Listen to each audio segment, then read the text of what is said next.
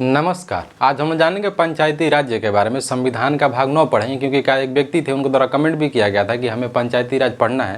तो हम लोग लेक्चर के तौर पे नहीं, लेक्चर पे ही देखेंगे लेकिन शॉर्ट में देखेंगे क्योंकि क्लास तो करना नहीं है, क्योंकि क्लास जो चलता है उसका कॉन्सेप्ट अलग होता है। तो हम लोग लेक्चर देखेंगे। अब इसको पृष्ठभूमि को देखेंगे, आखिर इसको लाया क्यों गया था और कैसे इसको लागू किया था, इस पर डॉक्टर अम्बेडकर का क्या विचार था और महात्मा गांधी का क्या विचार था। क्योंकि आप सुने होंगे ये जो है अनुच्छेद 40 है, तो अनुच्छेद 40 कहता है पंचायती राज यानी स्वशासन की बात करता है। और जब इसको लागू भी किया गया था, जो जवाहरलाल नेहरू हैं, तो उनके द्वारा केंद्रीयकरण किया गया था। केंद्रीय मतलब वो पहले पंचायती व्यवस्था, उसका नाम नहीं दिया गया था, तो इसको एक स्वायत्त निकाय बनाया गया था। और इसमें देखा सर्च किया जा रहा था, इनके द्वारा एक आयोग बनाया गया, जिस आयोग का नाम था बलवंतराव मेहता। वो भी हम लोग पढ़ेंगे। 52 से 53 के करीब इसको लागू किया गया था और 57 में रिपोर्ट पेश करता है। तो त्रिस्तरीय जो स्वशासन हो तो इसकी व्याख्या करता है और उसमें प्रावधान करता है कि इसको रखा जाएगा। इसको हम लोग शुरू करते हैं डॉक्टर अम्बेडकर और महात्मा गांधी के विचार से। जब संविधान लिखा जा रहा था, संविधान जब बनाया जा रहा था, तो जो स्वशासन है, जो अनुच्छेद 40 है, तो जो संविधान है और संविधान के प्रारूप समिति को अध्यक्ष बनाया गया था डॉक्टर अम्बेडकर को। डॉक्टर अम्बेडकर उस समय इतने दबदबा रखते थे संविधान सभा में, इतने ही रखते थे, आप इतना समझ जाइए कि अगर वो कह देते कि अनुच्छेद 40 जो है अनुच्छेद भाग 3 में रहेगा, तो किसी का हिम्मत नहीं था वो कह देता कि नहीं 3 में नहीं रहेगा। इतना दबदबा था। अगर झूठ भी बोल देते ना 4 को 5 आर्टिकल में डॉक्टर अम्बेडकर, तो कोई इतना व्याख्या नहीं कर सकता था और कोई इतना विख्यात भी नहीं था कि कहा जाता कि डॉक्टर अम्बेडकर गलत कर रहे हैं। कारण है कि डॉक्टर अम्बेडकर उस समय में जितने भी देश थे और जितने भी लोकतांत्रिक देश थे, चाहे आप मोनार्कियल स्टेट कह लीजिए, मोनार्कियल मतलब होता है जो राजा शासन करता है, तो मोनार्कियल कहिए या डेमोक्रेटिक कंट्री कहिए, जितने भी वहाँ पे राष्ट्र थे, सारे राष्ट्रों का राज्य व्यवस्था और वहाँ की प्रशासनिक व्यवस्था और संविधान के बारे में पढ़े थे। आप जब संविधान पढ़ेंगे तो इसमें लिखा है कि स्विट्जरलैंड का शासन कैसा होता है, इटली का कैसे होता है, क्योंकि वो तो डिक्टेटरशिप में आ जाए। जर्मनी का शासन कैसे हो सकता है। आपने एक बहुत नाम सुना होगा जिसका कहते हैं कि आपातकाल का प्रावधान लिया गया था और ये एक वहाँ के जर्मनी से ही लिया जाता है अभी, जिसको वाइमर संविधान कहा जाता है। वाइमर संविधान डॉक्टर अम्बेडकर पढ़े थे क्योंकि वो जगह का नाम है। वहाँ पे 4-5 लोग मिल के वहाँ उस जगह पे उस कानून को बनाए थे, इसलिए वाइमर संविधान उसको कहा जाता है। तो हम लोग चलते हैं डॉक्टर अम्बेडकर के विचार पे। डॉक्टर अम्बेडकर जो भी अनुच्छेद लिखे हैं, जो भी, जैसे मान लीजिए भाग 3 शुरू होगा, तो भाग 3 जैसे फंडामेंटल राइट्स है, मूल अधिकार है, तो मूल अधिकार में क्या का अधिकार प्रथम हो सकता है, क्या का अधिकार नहीं हो सकता, उस चीज़ को दर्शाया गया है। तो जो DPSP है, directive principle of state policy जिसको कहते हैं, राज्य का नीतिक निर्देशक तत्व, तो संविधान का भाग 4 बनाया जा रहा था। तो संविधान का भाग 4 बनाया जा रहा था 36 से 51 तक, इसमें इसकी चर्चा की गई है। तो 36 परिभाषा है, 37 भी कहता है कि न्यायालय नहीं जा सकते, लोक कल्याण की बात करता है। जब 40 की बारी आई तो इसमें कह रहे हैं कि पंचायती राज। अब डॉक्टर अम्बेडकर कह रहे हैं कि पंचायती राज नहीं होना चाहिए, अभी मार्कर है नहीं। अनुच्छेद 40 के बारे में डॉक्टर अम्बेडकर बार बार कह रहे हैं कि नहीं, अनुच्छेद 40 नहीं होना चाहिए संविधान में। अब इस पर अड़ गए कौन? महात्मा गांधी। महात्मा गांधी कह रहे हैं कि नहीं, संविधान का भाग 40 होना चाहिए, अनुच्छेद 40 भाग 4 नहीं। तो कह रहे हैं कि 40 होना चाहिए, डॉक्टर अम्बेडकर का नहीं होना चाहिए। अब तब इनसे पूछा गया कि डॉक्टर अम्बेडकर क्यों ऐसा बात कर रहे हैं, क्योंकि डॉक्टर अम्बेडकर बहुत दूरदर्शी व्यक्ति थे, उनको हर बात का 100 साल आगे 200 साल आगे तक सोचते थे डॉक्टर अम्बेडकर। डॉक्टर अम्बेडकर कह रहे हैं कि नहीं होना चाहिए। फिर जब बात नहीं माने महात्मा गांधी, तो फिर कह रहे हैं डॉक्टर अम्बेडकर कि अगर अनुच्छेद 40 आप लागू करेंगे, त्रिस्तरीय जिसको पंचायती व्यवस्था कहेंगे, स्वशासन, उस समय बस स्वशासन कहा जाता था ग्राम स्तर पे, क्योंकि जो महात्मा गांधी, इनका बहुत बड़ा विजन नहीं है देश के तरफ, कभी भी बहुत बड़ी टेक्नोलॉजी की बात नहीं करते महात्मा गांधी और बहुत बड़े एजुकेशन की बात नहीं करते। डॉक्टर अम्बेडकर कह रहे हैं कि नहीं, अगर आप इसको लागू करेंगे ना स्वशासन, तो समाज में भ्रष्टाचार फैल जाएगा और विकास हो ना हो, भ्रष्टाचार तो बढ़े जाएगा।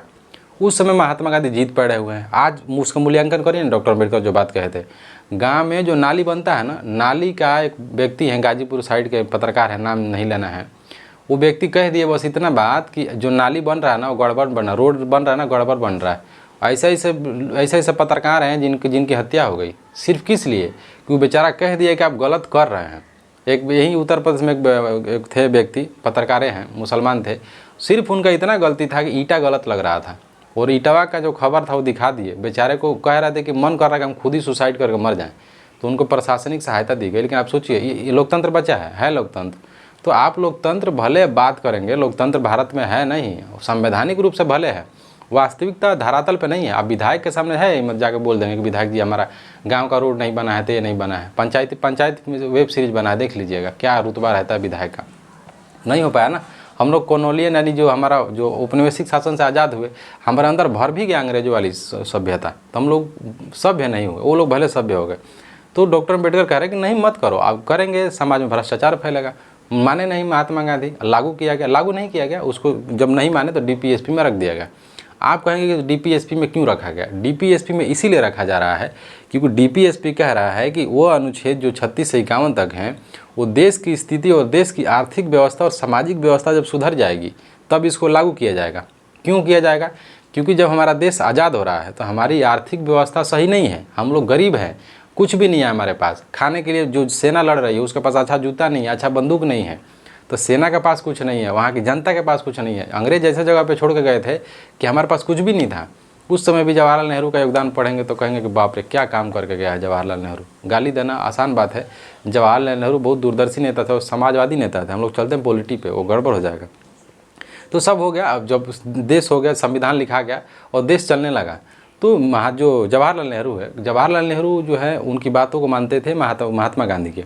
गांधी जी के बारे में कह रहे हैं महात्मा जवाहरलाल नेहरू कि हो ना हो, एक बात कहे थे महात्मा गांधी कि स्वशासन होना चाहिए देश में, क्योंकि हमारा स्वशासन मतलब समझ रहे हैं, खुद का शासन, क्योंकि हम लोग स्वतंत्रता भी दे पाए ना, स्वतंत्रता का मूल उद्देश्य होता है स्वतंत्रता, यानी खुद की स्वतंत्रता, स्वशासन, खुद का शासन होता है। तो हम लोग कहाँ कर पाए, नहीं डेवलप नहीं कर पाए, सारी ब्रिटिश सिस्टम चलाए, और ब्रिटिश सिस्टम से हम लोग जब ठीक से नहीं चल पाएंगे तो स्वशासन से क्या चलेंगे।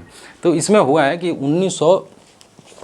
1900 देश आज़ाद हो गया, संविधान लागू हो गया, देश चलने लगा। हुआ है कि 1952 में एक कमेटी बनाई गई और जवाहरलाल नेहरू की अध्यक्षता, जवाहरलाल नेहरू थे प्रधानमंत्री होते हैं उस समय, और उनके ही शासनकाल में एक व्यक्ति थे जिनका नाम है बलवंत राय मेहता। और बलवंत राय मेहता को कहते हैं कि आप जो हमारे नेहरू जी थे, जो गांधी जी थे, गांधी जी का एक उद्देश्य था कि भारत में स्वशासन होना चाहिए।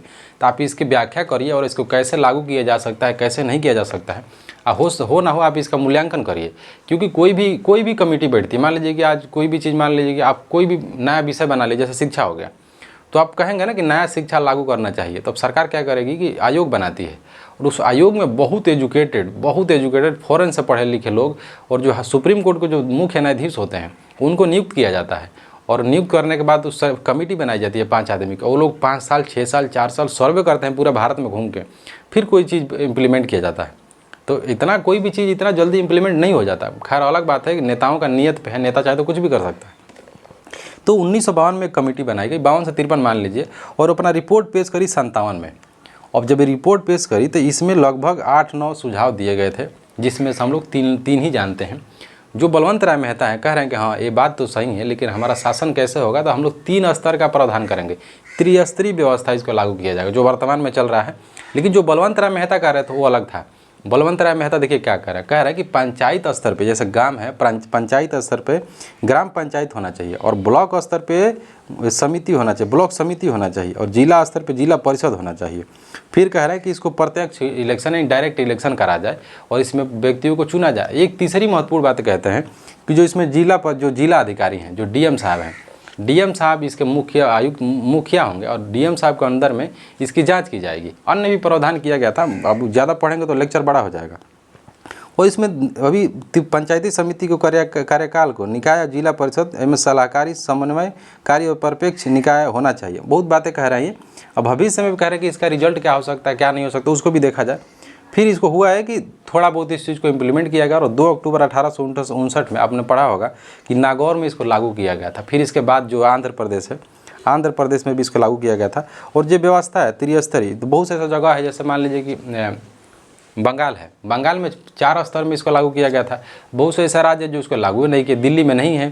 तो बहुत से ऐसे स्टेट हैं, जैसे बिहार हो गया, तो पास के बिहार में वहाँ पे मुखिया होता है, यहाँ पे प्रधान होता है। तो इसको अलग अलग राज्यों में, अलग अलग क्षेत्रों में अपने हिसाब से राज्य सरकार के द्वारा इसको गठन किया गया, और अपने अपने तरीके से इसको मतलब इसका मूल्यांकन भी किया गया और इसको लागू भी किया गया। तो राज्यों के मतलब विवेक पर निर्भर करता है कि राज्य कैसे लागू करना चाह रहा है। फिर महाराष्ट्र में, गुजरात में, अन्य जगहों पर अपने अपने हिसाब से लागू करने लगा आदमी। अभी इसमें कुछ काम नहीं हुआ है, फिर सरकार बदल गई। फिर आते हैं थुंगन समिति बनाई गई, थुंगन समिति बनाई गई। तो फिर ये कह रहे हैं LM सिंघवी, एक और समिति बनाई गई। उस समिति का नाम रखा गया LM सिंघवी। ये भी 1986 में इनका भी प्रावधान आता है। फिर अशोक मेहता समिति बनाई गई थी। तो हम लोग देखते हैं अशोक मेहता समिति से, क्योंकि बलवंत राय के बाद अशोक मेहता आते हैं। अशोक मेहता है, ये भी वही बात कह रहे हैं। लेकिन ये भी कह रहे हैं कि इनमें इनका सुझाव बहुत ज़्यादा था। जो बलवंत राय, अशोक राय मेहता हैं, अशोक मेहता, इनके अशोक मेहता हैं, अशोक राय मेहता नहीं है, अशोक मेहता है, सॉरी। तो इनका जो आता है जनता पार्टी की सरकार थी, मतलब गैर कांग्रेसी सरकार पहली बार बन रही है भारत में। और उसमें जो बलवंत उस वो आते हैं और अशोक मेहता समिति बनाई गई, इसमें पत्तोनमुखी की बात की जा रही है। और ये कह रहे हैं कि जो है 132 इसमें सिफारिशें थी, 132 बहुत ज़्यादा थी। इसमें दो स्तरीय की बात करते हैं। कह रहे हैं कि त्रिस्तरीय पंचायत राज पद्धति को दो भागों में बांटा जाए। और फिर ये जनसंख्या की बात करते हैं, कहते हैं कि 15,000 से 20,000 जनसंख्या वाले गाँव को समूह होना चाहिए, मतलब जनसंख्या की बात कर रहे हैं। लेकिन मुख्य बात ये कह रहे थे कि ये भी जो डीएम साहब वाला बात है कि जो प्रशासनिक अधिकारी, ये भी बात कर रहे थे अभी इसमें कोई अच्छा काम नहीं चल रहा है, लगभग ये भी वही बात कहे, लेकिन 2 स्तरीय की बात कर रहे हैं। फिर होता है कि जेवीके समिति बनाई गई, तो इसका कुछ ज़्यादा औचित्य नहीं आया, ये भी त्रिस्तरीय निकाय की बात किया। फिर इसमें सब कुछ हो गया, अब काम ज़्यादा नहीं हुआ। अब होता है कि सब इंदिरा गांधी भी चली गई और इनके जो पीछे के सरकार थे सब चले गए। लेकिन इसमें एक अच्छी बात आपको दिखेगी, पीछे की जो बीजेपी सरकार है चाहे कांग्रेस सरकार है, भले बीजेपी के बारे में आप इस समय क्रिटिसाइज़ करिए कि बीजेपी ये कर रही है वो कर रही है, लेकिन बीजेपी जितना समानता का बात करती है उतना कांग्रेस नहीं करता है, ना करेगी। वर्तमान की बीजेपी के बारे में आप कुछ भी कह लीजिए, लेकिन सबसे ज़्यादा स्वतंत्रता मतलब समानता की बात बीजेपी करती थी। तो अब देखिए हुआ है कि सारे लोग, इंदिरा गांधी की भी सरकार चल गई, अब सरकार में आते हैं राजीव गांधी आए तो इस चीज़ को पकड़ लिया। अब राजीव गांधी का जिद ये था कि अब इसको हम लागू करेंगे, और जो सब कुछ हुआ, समिति बनाने से काम नहीं चलेगा, अब इसको एक हम लोग संवैधानिक निकाय बनाएंगे। फिर 1986 में इनके द्वारा 1986 में राजीव गांधी की सरकार बनती है, और इसमें बातें की जाने लगी कि इसको जो है अब इसको संवैधानिक संस्था बनाया जाए। फिर इसमें कह रहा है ना, पंचायती राज संस्थाओं को संवैधानिक रूप से मान्यता देने और उनके संरक्षण की आवश्यकता पड़ी। अब इसमें बहुत बड़ी बातें चलने लगी, और गांव समूह पंचायत की स्थापना होने लगी। अब अलग अलग तरीके से इसको लागू किया जाने लगा। हुआ कि इनका भी सरकार चला गया। तो अब सरकार नहीं गया तब तक क्या होता, फिर इसमें एक थुंगन समिति बनाई गई। थुंगन समिति भी इसमें भी वही बातें कर, लेकिन थुंगन समिति की बातें अच्छी ही थी। तो 1988 में बनाई गई थी, अब उन्हीं के राजीव गांधी हैं। थुंगन समिति इतना अच्छा बात कर रही है कि अभी तक जो बातें चल रहा था। थुंगन समिति संवैधानिकरण के साथ साथ वो कह रही कि रिजर्वेशन होना चाहिए, मतलब SC ST OBC का जो रिजर्वेशन है, OBC का तो रिजर्वेशन खैर उस समय तक नहीं था, SC और ST का रिजर्वेशन होना चाहिए। महिलाओं की आरक्षण की भी बात करने लगा। थुंगन समिति बहुत अच्छी साबित इसलिए हुई, इस पिछले जितने भी आयोग आए उसमें कोई भी महिला का और SC ST की बातें नहीं कर रहा था। थुंगन समिति जब संवैधानिकरण की बात कर रही है तो फिर वो कह रहे कि नहीं, जो दलित जातियाँ हैं, पिछड़ी जातियाँ हैं और अनुसूचित जातियाँ हैं और महिलाओं को भी आरक्षण होना चाहिए। तो अब बातें चलने लगी। फिर ये इनकी सरकार बदल गई। सरकार बनने के बाद सरकार बदल गई। फिर आते हैं, प्रस्ताव इनके द्वारा रखा गया था, 64वां संविधान संशोधन भी रखा गया था, लेकिन इनकी सरकार बनी थी और हुआ है कि इसको राज्यसभा में पारित नहीं किया जा सका, क्योंकि संविधान का संशोधन की प्रक्रिया 3 होती है। तो इनकी सरकार पलट गई। अब इनकी सरकार में रहे नहीं। फिर कुछ समय बाद एक बहुत विश्वनाथ प्रताप सिंह, जिनको BP मंडल यानी BP सिंह कहा जाता है, विश्वनाथ प्रताप सिंह की सरकार बनती है। उनके समय में 1989 में भी इसको पेश किया गया, फिर उनकी भी सरकार नहीं रही तो नहीं पारित हो पाया। फिर अब होता है कि 1992 में 73वां संविधान संशोधन किया जाता है, और इसमें इस प्रस्ताव को संविधान का भाग 9 अलग से जोड़ा गया, और 243 से 208 तक में इसकी चर्चा की गई। बाकी अन्य बातें हम लोग करते हैं।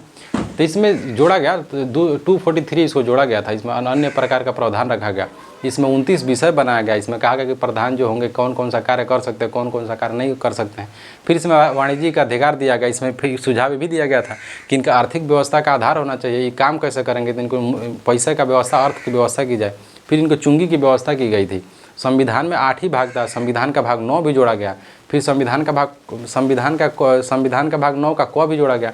आप बोल रहे हो कि हम 7 क्यों नहीं बता रहे हैं, सारा बता, हम 7 क्यों नहीं बता रहे हैं। 7 इसीलिए नहीं बता रहे कि संविधान के भाग 7 में था, इंदिरा गांधी जब आई सरकार में तो संविधान का भाग 7 हटा दी। अब क्यों हटाई, क्योंकि संविधान का भाग 7 ये कहता था कि जितने भी अमीर और देसी रियासतें थी, जमींदार थे, इनामदार थे, उनको अलग व्यवस्था दी गई थी। सोचिए, इसी देश जो लोग बह रहे हैं ना, लोकतांत्रिक देश और सामाजिकता की बात कर रहे हैं, इंदिरा गांधी खराब थी।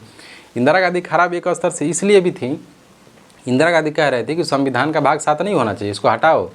कारण ये था कि जो देशी रियासतें थी, जो राजा थे यहाँ के, उनको अलग से प्रोविज़न दिया जाता था और अलग से संरक्षण दिया जाता था, अलग से पैसा दिया जाता था। वो कहें कि नहीं, सब समान होगा, ये सब सिस्टम नहीं रहेगा। बाकी संविधान का भाग 9 जोड़ा गया, फिर संविधान का भाग 10 भी जोड़ा गया, 11 भी जोड़ा गया, 12 भी जोड़ा गया। वर्तमान में संविधान का अनुसूची 9, 10, 11, 12 जोड़ा गया, और संविधान का भाग 9 जोड़ा गया। बाकी इसमें ऐसे जोड़ते गया, संविधान बनता गया। बाकी देखते हैं। नमस्कार।